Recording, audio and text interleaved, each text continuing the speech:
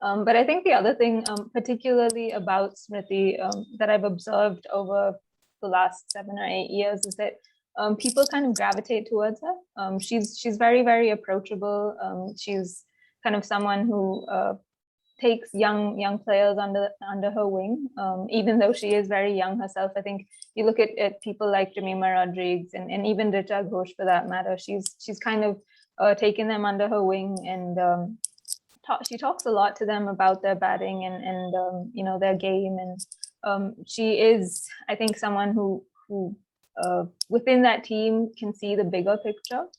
She's very aware of you know, that her performances, and she's been like this ever since she was 18, 19, that she's very keen that her performances lead to wins for India, that she actually has a positive impact you know, on the team and the way it's playing. So I think there are a lot of things that go into, I suppose, identifying a future captain. But with regards to Smriti, I think it's one, she's just very approachable. She is someone who people gravitate to, but she's also a very, very good reader of the game.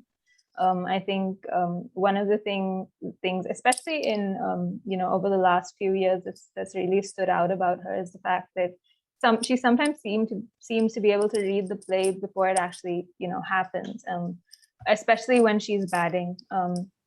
And also a lot of bowlers have spoken about how sometimes when she's standing at mid-off, mid-on, she comes to them and says, I think you can do this. I think she's shaping up to try and hit you, maybe over cow corner or something. And so I think it's a combination of a lot of things with her. She is, and the reading of the game is something that she's developed over the last, say, 4 or 5 years. I think when she initially came in, she wasn't, she was very, very purely focused on her own batting and her own game. But over the last few years, especially since her involvement in the KSL, in the WBBL, just you know, working closely with people like Heather Knight, I think she's kind of begun to expand her view of the game, and that's one of the things that I think really stands out about her.